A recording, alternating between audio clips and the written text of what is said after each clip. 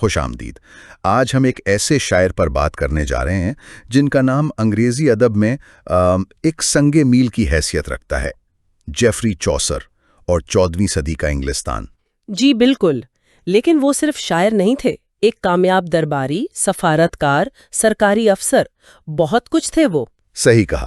تو آج ہم ذرا گہرائی میں جا کر دیکھیں گے کہ ہمارے پاس جو ذرائع ہیں، ویکیپیڈیا ہیں، علمی تجزیے ہیں، کچھ تاریخی حوالے ہیں، وہ مل کر چوسر کی شخصیت، ان کے کام اور ان کے زمانے کی کیسی تصویر بناتے ہیں۔ بالکل، اور کوشش یہ ہوگی کہ صرف یہ نہ دیکھیں کہ انہوں نے کیا لکھا، بلکہ یہ سمجھیں کہ وہ جو زمانہ تھا اتنی اتھل پتھل والا، اس میں ان تحریروں کا کیا مطلب تھا، اور آج بھی کیوں لوگ انہیں اہم سمجھتے ہیں، ہے نا؟ جی تو آئیے اس دلچسپ سفر کا آغاز کرتے ہیں۔ تو چوسر کی کہانی یہ شروع ہوتی ہے لندن میں، غالباً 1340 کی دہائی میں، ایک ایسے خاندان میں جو سماجی طور پر اوپر آ رہا تھا۔ جی، ان کے والد جان چوسر شراب کے ایک بڑے تاجر تھے اور ان کے شاہی دربار سے بھی روابط تھے۔ اچھا، یعنی ایک نوجوان خدمتکار جگہ مل گئی۔ یہ تو اس زمانے میں ایک طرح سے ٹریننگ کا راستہ تھا اونچے حلقوں میں جانے کا۔ بالکل، اور اسی سے ان کا تعلق شاہی دربار سے قائم ہوا،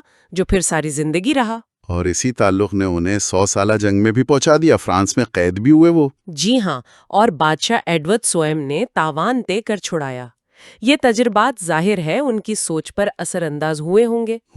پھر شادی ہوئی فلپا رویت سے، وہ خود بھی ملکہ کی خدمتگار تھیں۔ جی، اور ان کی بہن کیتھرین سونفورڈ، وہ بعد میں بہت طاقتور ڈیوک جان آف گانٹ کی تیسری بیوی بنی، تو اس سے چوسر کی پوزیشن اور مضبوط ہوئی۔ یعنی وہ دربار کے اندرونی معاملات سے کافی قریب تھے، بہت زیادہ۔ اور وہ صرف شاعری نہیں کر رہے تھے، ان کا سرکاری کیریئر دیکھیں۔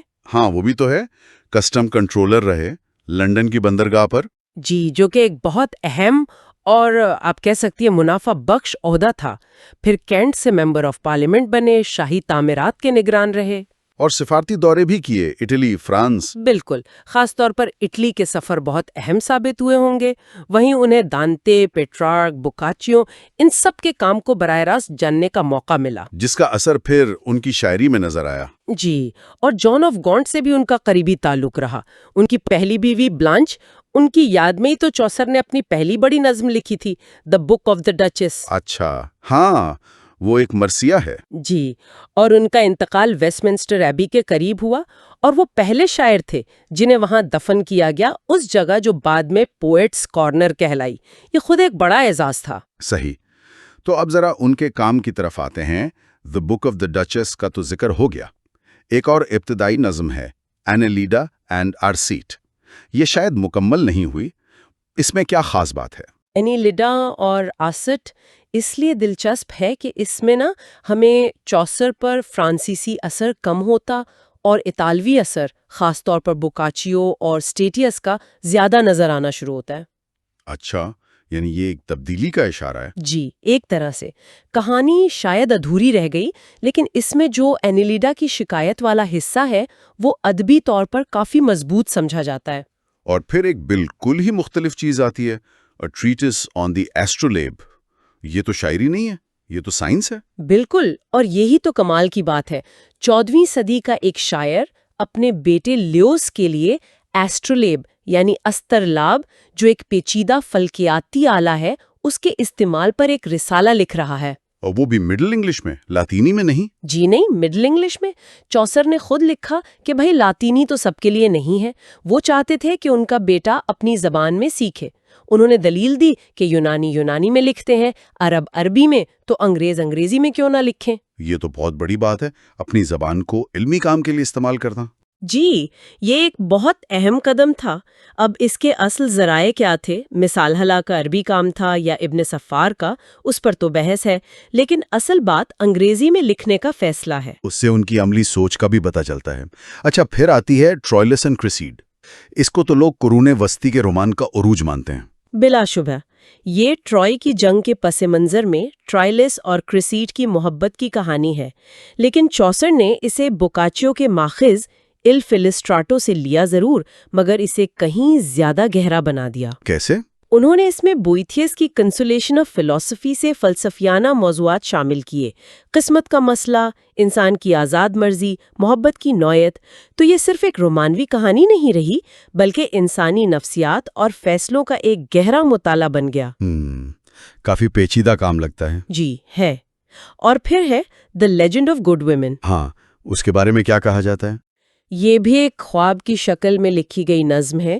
کہتے ہیں کہ ملکہ این آف بوہیمیا نے فرمائش کی تھی لکھنے کی، شاید اس لیے کہ چوسر نے ٹرائلس میں کریسیڈ کو بے وفا دکھایا تھا، تو ان پر الزام لگا کہ وہ عورتوں کو برا دکھاتے ہیں۔ اچھا، تو یہ ایک طرح سے تلافی تھی؟ شاید اس میں انہوں نے کلاسیکی دور کی ایسی خواتین کی کہانیاں لکھیں جنہوں نے محبت میں قربانی دی، کلیوپیٹرا، تھزبی، ڈائیڈو وغیرہ، لیکن یہ بھی نامکمل سی لگتی ہے، اور اس کے دو مختلف دیباچے ملتے ہیں جس سے لگتا ہے کہ شاید وہ خود بھی اس سے پوری طرح مطمئن نہیں تھے۔ اور اب آتے ہیں ان کے سب سے مشہور کام پر، جو شاید سب نے سنا ہوگا، دی کینٹربری ٹیلز۔ اس کا بنیادی آئیڈیا تو بڑا دلچسپ ہے۔ آئیڈیا سادہ ہے، لیکن جس طرح اسے نبھایا گیا ہے وہ کمال ہے۔ تقریباً 30 زائرین ہیں، معاشرے کے ہر طبقے سے تعلق رکھتے ہیں۔ نائٹ بھی ہے، ملر بھی ہے، نن بھی ہے، وائف آف بات جیسی دلچسپ کردار بھی ہے۔ جی، یہ سب لندن سے کینٹربری جا رہے ہیں سینٹ تھامس بیکٹ کے مزار کی زیارت کے لیے۔ راستے میں وقت گزاری کے لیے سرائے کا مالک ہیری بیلی ایک مقابلہ رکھتا ہے کہ ہر کوئی آتے جاتے 2 کہانیاں سنائے گا، اور جس کی کہانی سب سے اچھی ہوگی اسے واپسی پر مفت کھانا ملے گا۔ یہ جو فریم کہانی ہے، یعنی ایک بڑی کہانی کے اندر چھوٹی کہانیاں، کیا یہ بالکل نیا آئیڈیا تھا؟ نہیں، بالکل نیا تو نہیں تھا۔ بوکاچیوں کا ڈیکیمرون تو اس سے پہلے آ چکا تھا، جس میں لوگ طاعون سے بچنے کے لیے شہر سے باہر جا کر کہانیاں سناتے ہیں، لیکن چوسر کا فریم زیادہ جاندار ہے۔ کیسے؟ ایک تو یہ سفر ہے، کردار زیادہ متنوع ہیں، اور وہ راستے میں آپس میں بحث بھی کرتے ہیں، ایک دوسرے کی کہانیوں پر تبصرہ بھی کرتے ہیں، نوک جھونک بھی چلتی ہے۔ اچھا، ہاں۔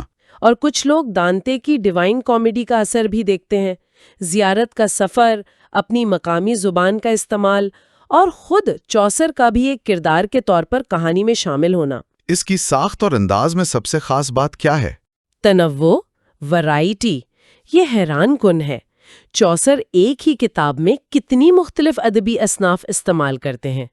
نائٹ کی کہانی ایک بہادرانہ رومانس ہے، ٹھیک۔ تو دوسری طرف ملر اور ریو کی کہانیاں ہیں جو فیبلیو کہلاتی ہیں، یعنی چھوٹی، مزاحیہ، اکثر ذرا کھردری کہانیاں جو عام لوگوں کی چالاکیوں اور جسمانی معاملات پر ہوتی ہیں۔ پھر سنتوں کی زندگیاں ہیں، جانوروں کی کہانیاں ہیں جیسے نن پریسٹ کی کہانی، اور پارسن کی کہانی تو ایک مکمل واز ہے۔ یعنی ہر طرح کا رنگ موجود ہے۔ بالکل، اور یہ صرف کہانیوں کی قسموں میں نہیں، انداز میں بھی ہے۔ کہیں بہت سنجیدہ، اعلیٰ ادبی زبان ہے، کہیں بالکل عامیانہ بازاری انداز ہے، اور یہ سب مل کر نا اس دور کے انگریزی معاشرے کی ایک بہت وسیع اور جیتی جاگتی تصویر بناتے ہیں۔ تو کیا یہ ایک طرح کی سماجی تنقید بھی ہے؟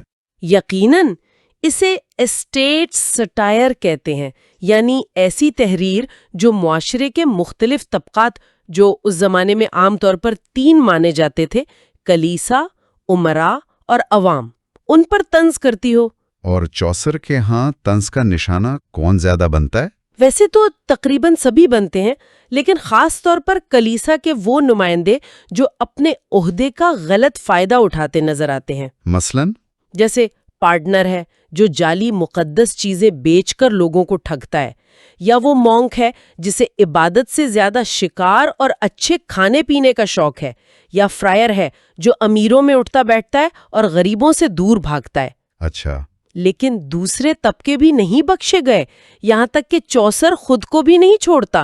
جب اس کی کہانی سنانے کی باری آتی ہے تو وہ سر تھوپاس کی ایک اتنی لمبی اور بے تکی نظم شروع کرتا ہے کہ میزبان ہیری بیلی اسے ٹوک دیتا ہے کہ بھئی بس کرو، یہ کیا سنا رہے ہو۔ یہ تو بڑی دلچسپ بات ہے کہ وہ خود پر بھی ہنس سکتا ہے۔ جی، اور یہ ان کے طنز کو مزید گہرا بناتا ہے۔ دانتے کے جہنم کا ذکر آیا تھا، اس کے مقابلے میں چوسر کا انداز بہت مختلف لگتا ہے، خاص طور پر جب وہ برائی یا شیطان وغیرہ کی بات کرتا ہے۔ یہ بہت اہم نکتہ ہے۔ دانتے کا شیطان ایک بہت ہی ہیبت ناک، ایک المناک قسم کا کردار ہے۔ اس میں ایک سنجیدگی ہے، ایک الہیاتی خوف ہے۔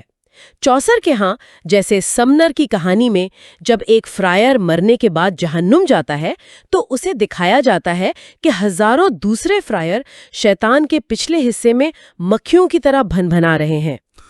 یہ تو خوفناک سے زیادہ مذاق خیز ہے۔ بالکل، اسے کارنیویلسک کہتے ہیں، جسمانی افعال اور نچلے درجے کے مزاح پر زور۔ چوسر انسان کی کمزوریوں پر ہنستا ہے، ان پر کہکہا لگاتا ہے، دانتے کی طرح انہیں ابدی سزا کی وعید نہیں سناتا۔ صحیح۔ اچھا، اب ذرا زبان کی بات کر لیں۔ چوسر نے مڈل انگلش میں لکھا، یہ آج کی انگریزی سے کتنی مختلف تھی؟ کافی مختلف تھی۔ وہ دور تھا جب انگریزی کی کوئی ایک معیاری شکل نہیں تھی۔ چوسر نے لندن کی بولی استعمال کی جو آہستہ آہستہ معیاری زبان بن رہی تھی، لیکن اس وقت بھی ہجے میں، تلفظ میں، گرامر میں بہت فرق تھا۔ یعنی ایک ہی لفظ کئی طرح سے لکھا جا سکتا تھا۔ جی ہاں، مثلا میری خوش کو چوسر ضرورت کے مطابق میری، میوری یا میری بھی لکھ سکتا تھا، شاید قافیہ ملانے یا وزن پورا کرنے کے لیے۔ اور الفاظ کا ذخیرہ وہ کیسا تھا؟ وہ بھی بڑا ملا جلا تھا۔ بنیادی روزمرہ کے الفاظ تو پرانی انگلش یعنی اینگلو سیکشن سے آئے تھے، جیسے مین، وائف، ہاؤس، ایٹ۔ لیکن نارمن حملے کے بعد فرانسیسی زبان کا بہت گہرا اثر آیا۔ حکومت، قانون، فیشن، کھانے پینے، ان سب کے بہت سے الفاظ فرانسیسی سے آئے، جیسے گورنمنٹ، جسٹس، ڈنر، فیشن۔ اور علمی الفاظ؟ وہ اکثر لاطینی سے آتے تھے، خاص طور پر مذہب اور علم سے متعلق۔ تو یہ تو زبان کے اندر ایک کافی تنوع ہو گیا، جیسے آج اردو میں بھی ہوتا ہے، عام بول چال کے الفاظ، فارسی عربی سے آئے ہوئے الفاظ۔ بالکل، اور چوسر نے اس لسانی تنوع کو کمال خوبی سے استعمال کیا ہے۔ کیسے؟ کردار نگاری میں؟ جی، مختلف کردار اپنی سماجی حیثیت، اپنی تعلیم کے مطابق زبان بولتے ہیں۔ ایک اور دلچسپ چیز ضمیروں کا استعمال ہے۔ تاؤ یعنی تو یا تم استعمال ہوتا تھا قریبی لوگوں، گھر والوں یا اپنے سے کمتر رتبے والوں کے لیے۔ اور یہ یعنی آپ استعمال ہوتا تھا رسمی موقعوں پر، اجنبیوں سے یا اپنے سے اونچے رتبے والوں سے بات کرتے ہوئے۔ کرداروں کے بیچ میں ان ضمیروں کا بدلنا ان کے آپسی تعلقات میں تبدیلی کو ظاہر کرتا تھا۔ یہ تو بڑی باریک بھی نہیں ہے۔ تو پھر یہ جو کہا جاتا ہے کہ چوسر بابا انگریزی ادب ہیں، فادر آف انگلش لٹریچر، اس میں کتنی سچائی ہے؟ دیکھیں، یہ خطاب شاید تھوڑا سا بڑھا چڑھا کر دیا گیا ہو، کیونکہ چوسر سے پہلے بھی تو لوگ انگریزی میں لکھ رہے تھے، لیکن اس کی ٹھوس وجوہات ہیں۔ کیا؟ سب سے اہم یہ کہ چوسر نے یہ ثابت کر دیا کہ انگریزی زبان بھی لاطینی اور فرانسیسی کی طرح اعلیٰ پائے کا، سنجیدہ، مزاحیہ، ہر طرح کا ادب تخلیق کرنے کی صلاحیت رکھتی ہے۔ اس نے انگریزی کو وہ وقار بخشا جو پہلے شاید اسے حاصل نہیں تھا۔ اور لندن کی بولی کو معیاری بنانے میں بھی ان کا کردار رہا۔ بالکل، اگرچہ اس میں لندن کا دارالحکومت ہونا، سرکاری دفاتر کا وہاں ہونا اس کا بھی بڑا ہاتھ تھا، لیکن چوسر کی تحریروں کی مقبولیت، خاص طور پر کینٹربری ٹیلز کی، اور پھر جب پرنٹنگ پریس آیا تو کیکسٹن جیسے لوگوں نے اسے چھاپا، اس نے لندن کی بولی کو پھیلانے اور اسے ایک ادبی معیار دینے میں بہت مدد کی۔ اور پوئٹس کارنر میں دفن ہونے والے پہلے شاعر ہونا، یہ بھی ایک علامتی بات ہے۔ جی، بہت بڑی علامتی اہمیت ہے۔ اب اگر ہم ذرا ان کے زمانے کو دیکھیں، 14ویں صدی کا انگلستان، وہ واقعی ایک اتھل پتھل کا دور تھا۔ 100 سالہ جنگ چل رہی تھی۔ جی، فرانس کے ساتھ لمبی جنگ، جس کا معیشت پر بہت بوجھ تھا، ٹیکس بہت زیادہ تھے۔ اور پھر وہ تباہی آئی، بلیک ڈیتھ، طاعون۔ 1348 میں وہ تو ایک قیامت تھی۔ اندازہ لگایا جاتا ہے کہ انگلستان کی تقریباً آدھی آبادی یا شاید اس سے بھی زیادہ کچھ ہی سالوں میں ختم ہو گئی۔ آدھی آبادی؟ اس نے تو سب کچھ بدل دیا ہوگا۔ بالکل، فوری طور پر تو مزدوروں کی شدید قلت ہو گئی۔ جو کسان، جو مزدور بچ گئے، ان کی اہمیت اچانک بہت بڑھ گئی۔ وہ بہتر اجرتیں مانگنے لگے ہوں گے۔ جی، اور زیادہ آزادی بھی۔ اس نے صدیوں پرانے جاگیردارانہ نظام، فیوڈل سسٹم کی بنیادوں کو ہلانا شروع کر دیا۔ حکومت نے کوشش کی کہ قوانین بنا کر اسٹیٹیوٹ آف لیبررز جیسے اجرتیں کنٹرول کریں، کسانوں کو زمین سے باندھے رکھیں، لیکن تبدیلی کی لہر کو روکنا بہت مشکل تھا۔ اور اسی ماحول میں پھر 1381 کی کسان بغاوت ہوئی، پیزنٹس ریولٹ۔ جی ہاں، اس کی فوری وجہ تو نئے ٹیکس تھے، پول ٹیکس، لیکن اصل میں یہ برسوں سے جمع ہونے والی سماجی اور معاشی بے چینی کا دھماکہ تھا۔ کیا ہوا تھا اس بغاوت میں؟ کسانوں کے بڑے بڑے گروہوں نے لندن پر چڑھائی کر دی، سرکاری عمارتوں کو آگ لگائی، کچھ بڑے افسروں کو قتل بھی کیا۔ ان کے مطالبات میں ٹیکسوں کا خاتمہ، جبری مشقت کا خاتمہ اور چرچ کی دولت کی تقسیم شامل تھی۔ لیکن بغاوت تو ناکام ہو گئی تھی نا؟ جی، اسے سختی سے کچل دیا گیا، ان کے رہنما واٹ ٹائلر کو مار دیا گیا۔ لیکن یہ واقعہ بہت اہم ہے، یہ دکھاتا ہے کہ عام لوگوں میں، نچلے طبقے میں ایک نیا سیاسی شعور پیدا ہو رہا تھا۔ وہ اپنے حقوق کے لیے منظم ہو کر لڑنے کو تیار تھے۔ اور سیاسی طور پر بھی تو استحکام نہیں تھا، بادشاہ رچرڈ ڈوم کا دور۔ ہاں، رچرڈ کم عمری میں بادشاہ بنا تھا۔ اس کا پورا دور طاقتور امیروں، لارڈز اپیلنٹس کے ساتھ اختیارات کی کشمکش میں گزرا۔ وہ اس کے اختیارات کم کرنا چاہتے تھے۔ اور آخر میں؟ آخرکار 1399 میں اسی کشمکش کے نتیجے میں رچرڈ کو تخت سے اتار دیا گیا اور اس کے کزن ہنری بولنگ بروک نے ہنری چوہارم کے نام سے تخت سنبھال لیا۔ چوسر نے یہ سارا ڈرامہ اپنی آنکھوں سے دیکھا۔ اور مذہب کے میدان میں بھی ہلچل تھی، جان وکلیف اور لولارڈ تحریک پڑھ سکیں اور پادریوں پر انحصار نہ کریں۔ ان کے پیروکار لولارڈ کہلائے۔ چرچ نے تو سخت مخالفت کی ہوگی۔ بہت زیادہ۔ لولارڈز کو بدعتی قرار دیا گیا، ان پر سختیاں ہوئیں۔ یہ تو واضح نہیں کہ چوسر خود لولارڈ تھا یا نہیں، لیکن اس کے کچھ دوستوں کے بارے میں کہا جاتا ہے کہ وہ لولارڈز کے ہمدرد تھے، اور کینٹربری ٹیلز میں چرچ پر جو گہری طنز ہے وہ اس دور کی مذہبی بے چینی کی عکاسی ضرور کرتی ہے۔ تو خلاصہ یہ ہوا کہ جیفری چوسر صرف ایک عظیم شاعر و کہانی گو نہیں تھے، بلکہ وہ اپنے اس پیچیدہ بدلتے ہوئے ہنگامہ خیز زمانے کے ایک بہت ہی ذہین، باخبر مصبر اور نقاد بھی تھے۔ بالکل، ان کی کہانیاں، ان کے کردار، ان کی زبان، وہ سب مل کر ہمیں اس 14ویں صدی کے انگلستان کی ایک ایسی جھلک دکھاتے ہیں جو ہماری دنیا سے بہت مختلف بھی ہے اور کہیں نہ کہیں حیران انگیز طور پر جانی پہچانی بھی لگتی ہے۔ اور شاید یہی ان کی پائیدار اپیل کا راز ہے۔ جی، ہو سکتا ہے انہوں نے انسانی فطرت کو، اس کی کمزوریوں کو، اس کی خوبیوں کو، اس کی حماقتوں کو اتنی گہری سمجھ بوجھ اور شگفتہ مذاق کے ساتھ پیش کیا ہے کہ وہ صدیوں بعد بھی ہمیں اپنی سی لگتی ہیں۔ یہ واقعی سوچنے کی بات ہے۔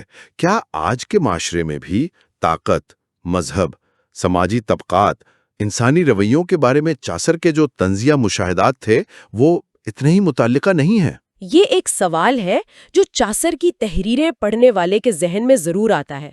وہ ہمیں یاد دلاتے ہیں کہ زمانے بدلتے ہیں، ٹیکنالوجی بدلتی ہے، لیکن شاید انسان کی بنیادی خواہشات، اس کی کمزوریاں، اس کے تضادات، وہ بہت حد تک ویسے ہی رہتے ہیں، اور انہیں سمجھنے کی کوشش، انہیں بیان کرنے کی کوشش، یہی تو ادب کرتا ہے۔